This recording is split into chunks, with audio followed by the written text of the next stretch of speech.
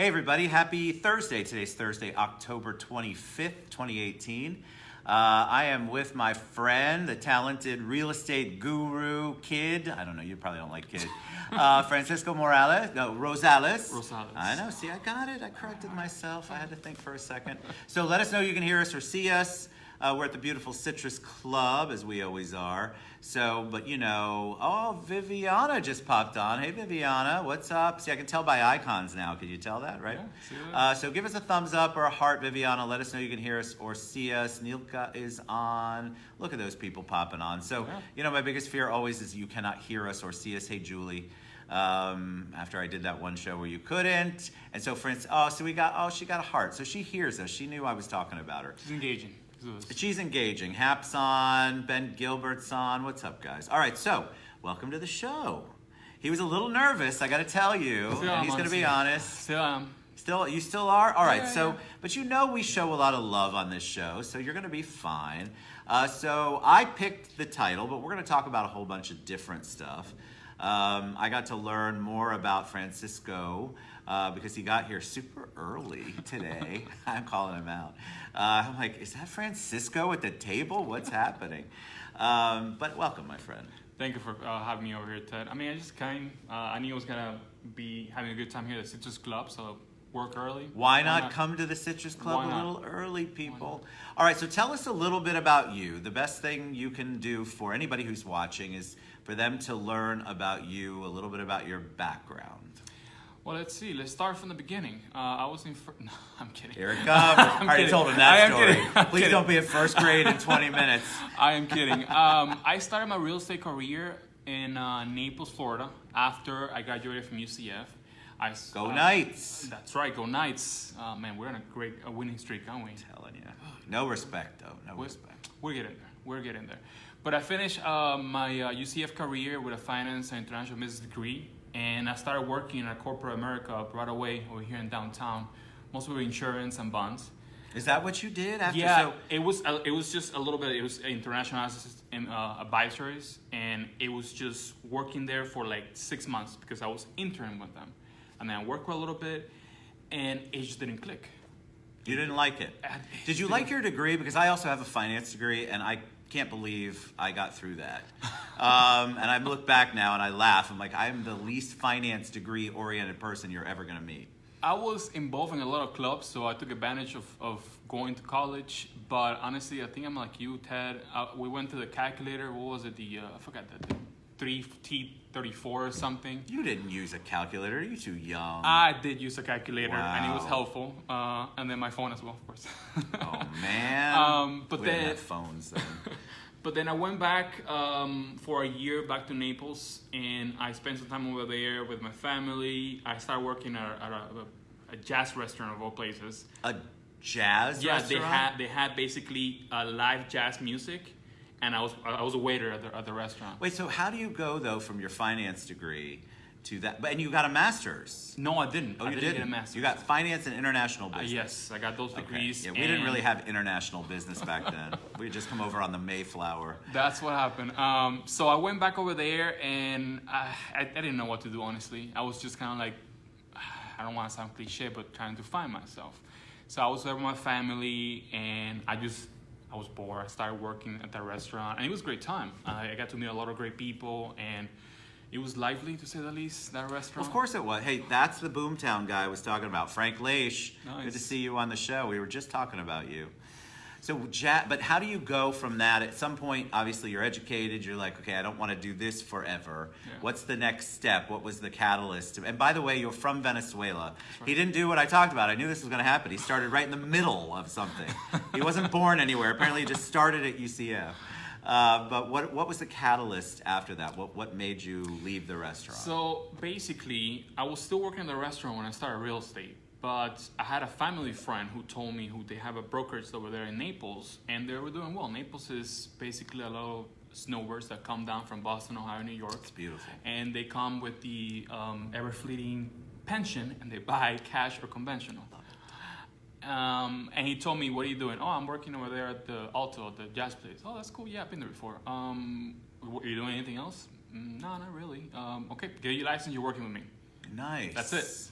Did you have any experience? Because for the finance degree, I think I remember taking one real estate class, maybe. Did you take any kind of classes at that point? Had you taken them in college? Real estate related? Yeah, in college, none whatsoever. None whatsoever. She was awesome. She had been doing it for 7 years back then, and she took me under her wing. She saw something in you. Was that because of your personality, do you think? Because I think a lot of people believe that you can just get into real estate or really any business, and all of a sudden you're going to say, I'm a realtor now, or I'm a business owner, and I'm going to make $100,000 in the next 3 months, and it just doesn't work that way. I've known her for 10 years before that. She's a family friend, and it was, I guess she saw me growing up. She saw, okay, you finish your degree in UCF, so you're committed.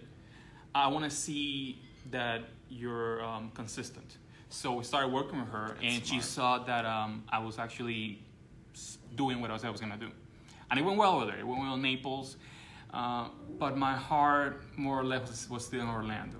So I was there only for a year. And then I came over here. And did you want to do the same thing in Orlando? Did you want to transfer and be part of Yeah, for sure. Real estate, I fell in love with real estate after that, and it's just because of the interactions with people. Yeah, so tell me about your why on real estate, because I know you got into it, you jumped into it, you liked it, but that doesn't always mean that people continue with it. They don't stay with it. The market gets tough. The sales aren't there. There's ups and downs, as there is with any business. Why did you stay? What was it about it that you love? After she took me under her wing and I was able to figure out how to do it and what I need to do to make it happen on a more consistent basis, it was just the freedom that I get from it and the tons of people that I get to know through real estate. And those are my big whys.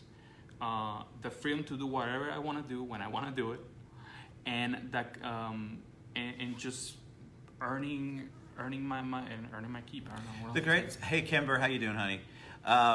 I think that people want that flexibility like you're talking about. So you get to do what you want when you want to do it, because you're basically your own boss. You're an independent contractor. And this is for anybody who's out there that's doing anything real estate. Thank you, Nika. Anybody who's doing real estate or any kind of business where you're kind of on your own. But with that comes a lot of responsibility, because you're the only person motivating you. And if you're not motivated and don't do the work, there's no money coming in. And so I think people love the flexibility part, but don't realize there's no regular paycheck coming in. And, how did you deal with that? And basically, I just thought of something.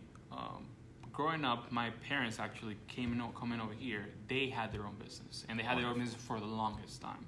So at the beginning, when I went through college, I wanted to work at a corporation, make my way up there. But it was always at the back of my mind how they were able to do everything they wanted to do. Right. Spend so much time with us, and still make their money. Right. So he has parents, people. We've gone back a little bit. That's good. We're going in. It's okay. Middle No, I and like then it. beginning. We've at least established you were born and have parents. I do have parents. I have two loving parents, and I started working when I was like maybe 12, 13 with them. They do farmers markets. Awesome. They do farmers markets, and I guess I was selling back then. That's I didn't cool. thought of You it. didn't think of it like that. I didn't thought of it that way, but I was just interacting with people and getting them to buy whatever we were selling. And it was the beginning. If we can the beginning, that was the beginning of what it would become my real estate career. Well, and you obviously were a natural at it. And when you have people around you, when you have parents that have that entrepreneurial spirit that want to encourage you to just, they didn't put any restrictions or boundaries on you as far as that was concerned, and you're watching and you're enjoying it, it doesn't become a chore. It's not really a job. It's something that you like doing. You're obviously personable. That was your people experience. What did they sell at the farmers market, just out of curiosity? They had, they sell French bread at the beginning. Yum. And then it just kind of dived into whatever our culture, which is Venezuelan food. So they started selling more of that, and now they sell salsas, which is a lot easier. And I mean, they do their thing over there. They basically work 6 months out of the year, and the rest they travel. Nice. It's Naples, so it's highly seasonal. So how is it different, the market, when you moved from Naples to Orlando? What was the difference in the market? Was there a completely different type of people? I mean, I know it's more transient here, it's more touristy, there's more second homes, but Naples is a completely different area. If you haven't been to Naples, I mean, the markets can't be any more, in my opinion, can't be any more different. They're different. No, they're actually quite different. Over there in Naples, it was mostly snowbirds, so you had to relate to them, right? So I had to learn who Frank Sinatra is, who the Rat Pack is. So Nice. so I had to relate to them. Sure. And once that happened, it just became easier.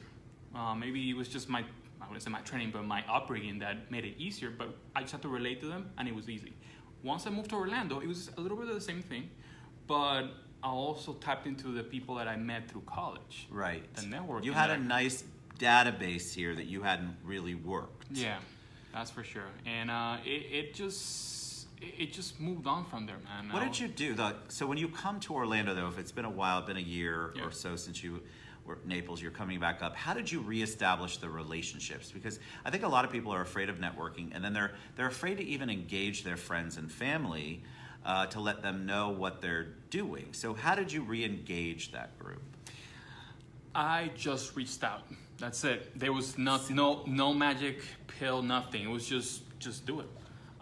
If they, my thought at that time was, if they didn't want to be involved with me, or they didn't want to, I wouldn't say help me, but I'd say help me with my business, then I honestly didn't want them part of my life.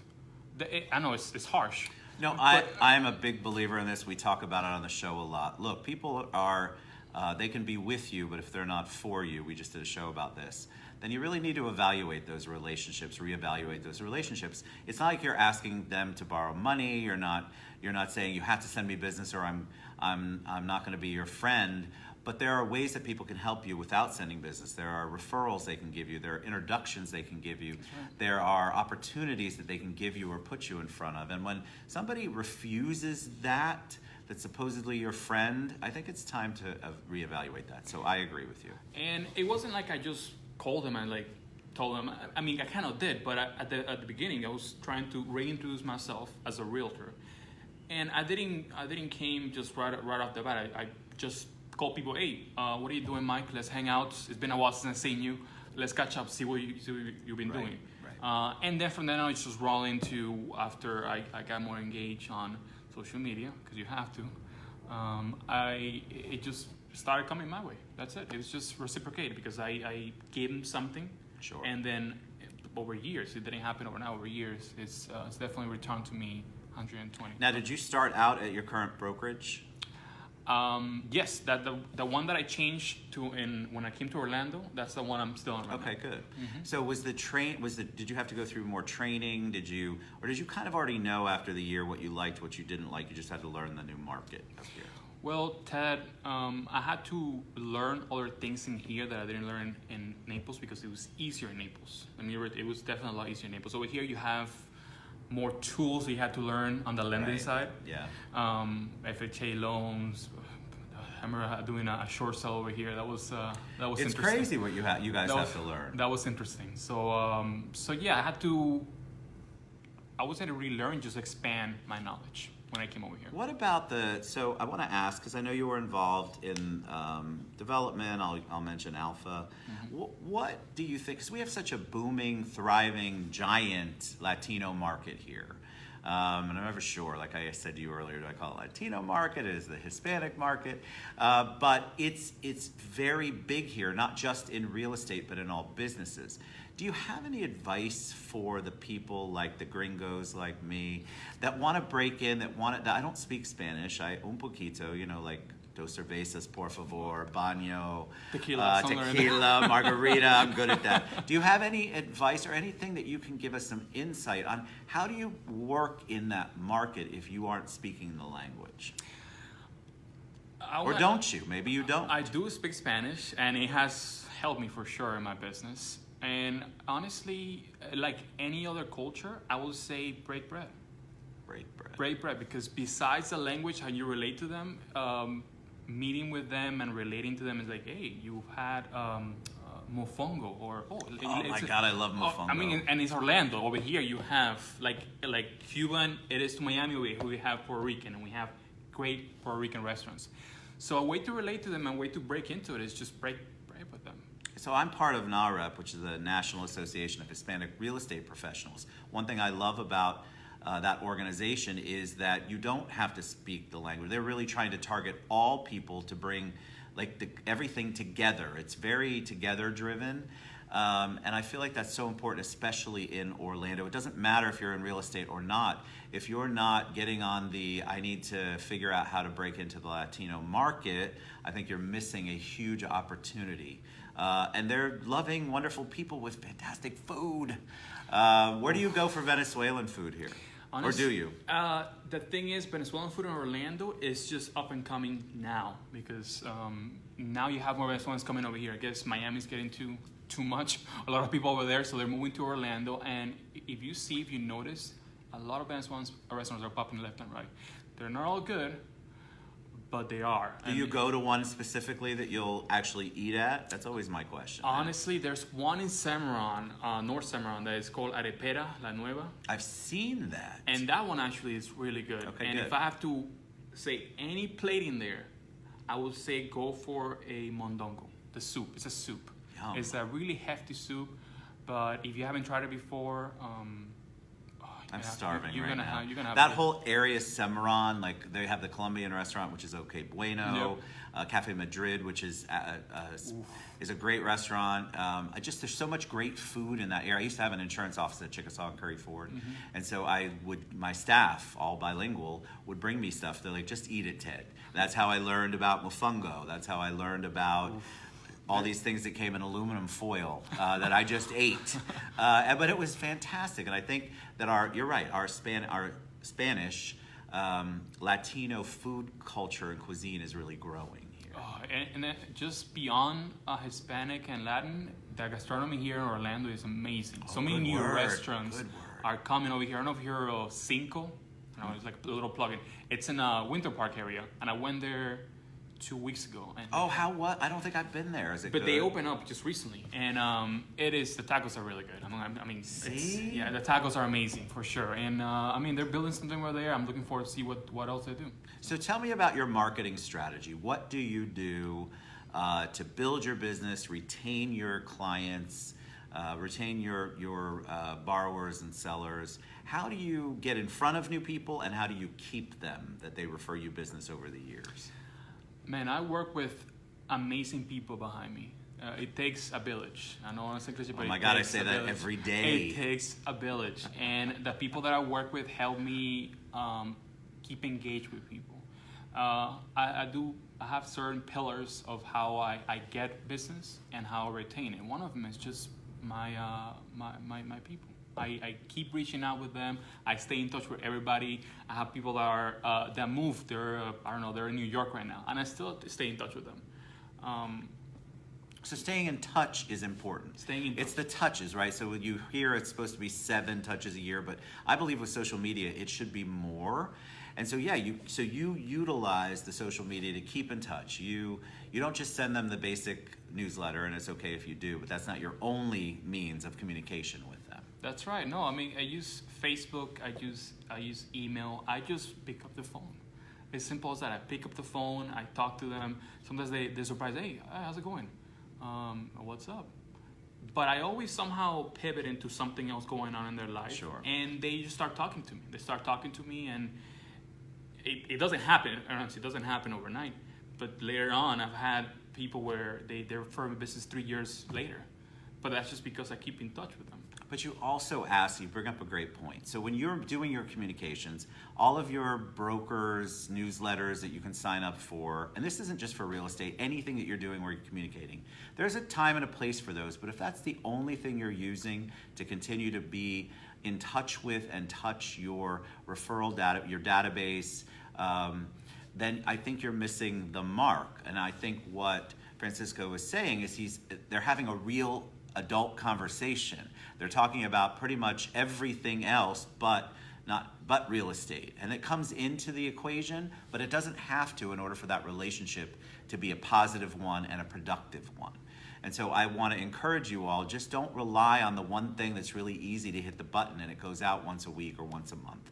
Really develop the relationships. So how about the market? Talk about that. What are you seeing? in our market right now? I mean, right now we still have, I would say, historically low interest rates. So the market is, the market is hot, honestly. The market is hot. It is moving up. But if, I know people like, oh, it's moving to 4.5, moving to 5.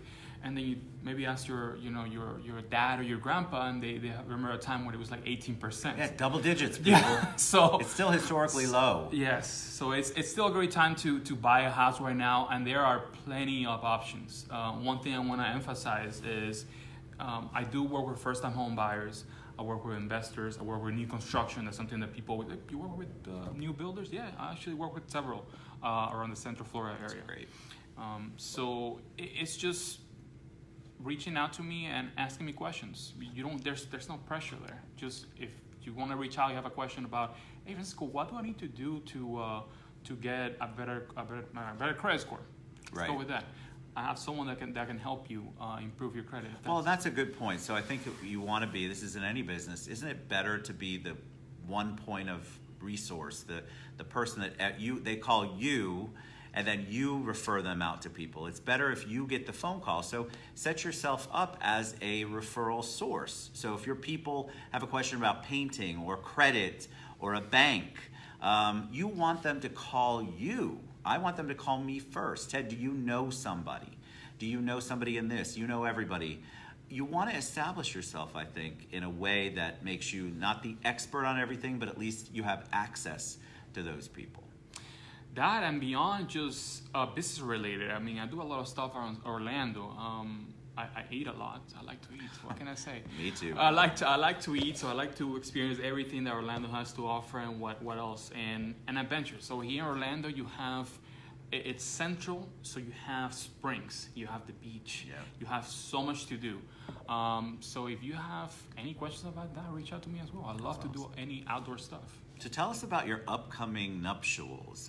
Francisco's engaged, Amanda, right? That's right. Her name is Amanda Torres. I look forward to getting him married with her next November, and it's gonna be a great time. We're doing it back home, and we're inviting. I want to say small group because it's not a small group anymore. It used to be. It never is, my friend, ever. But we narrowed down to a group of people that we want to, family and friends that we want to spend time with, and I am looking forward to it. I'm looking forward to her, and once again, her name is Amanda Torres. Little plug in there. So Amanda. And I've been with her for 9 years now. And That's amazing. Yes, I've been with her for a while. So I know every time I said that, people were like, wait, did you say 9 years? And they just like, about time. it just automatically goes to that one. She's a patient woman, my friend. She's a patient woman.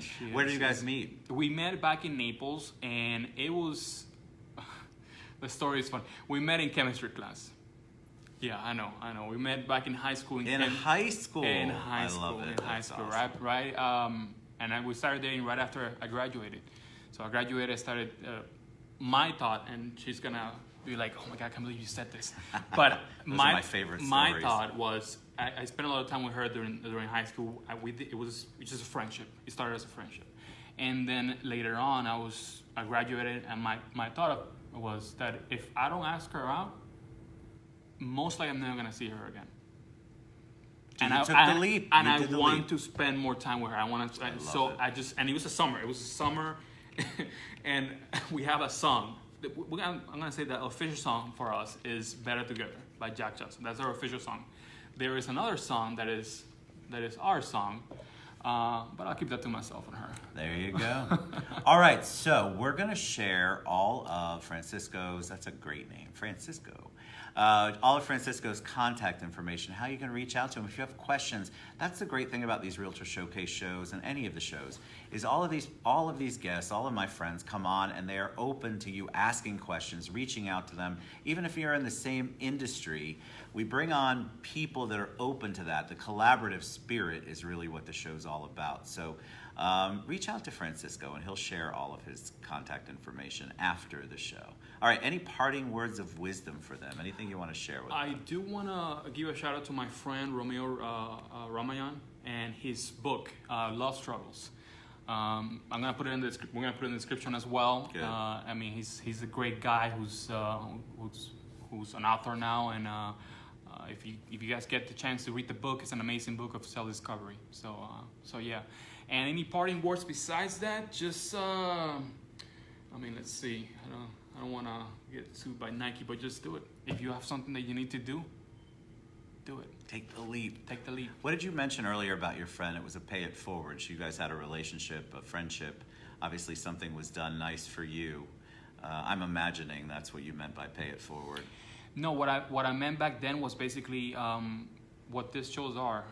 That you're basically paying it forward, showcasing realtors, attorneys, and I want to pay it forward. And that was my friend Romeo and his book Love Struggles. So once again, that was my. He's been a great friend to mine. So if you have the chance, please read the book.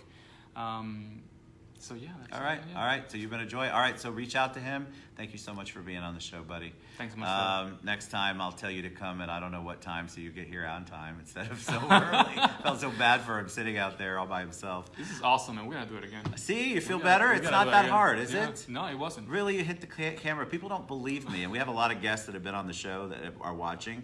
I'm telling you, you just don't understand how easy it really is. It's not difficult to have a real conversation with someone. And I love asking questions that I probably shouldn't, or I love digging a little deeper.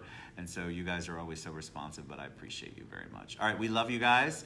I'm going to go live tonight from Lions Pride, which is around the corner from the Citrus Club. Yes, I know I'm going to be outside the Citrus Club. But this is for CFL Personal Injury Mixer. So we have doctors, attorneys, anybody in the healthcare field, real estate people. We're all going to be there for Allie McCarroll's event with Allie Mack Consulting. And we'll hopefully see you guys there. It's going to be an awesome event. I'm going to go live from there. So nice. we love you guys. We'll talk to you soon. Bye, guys. Bye.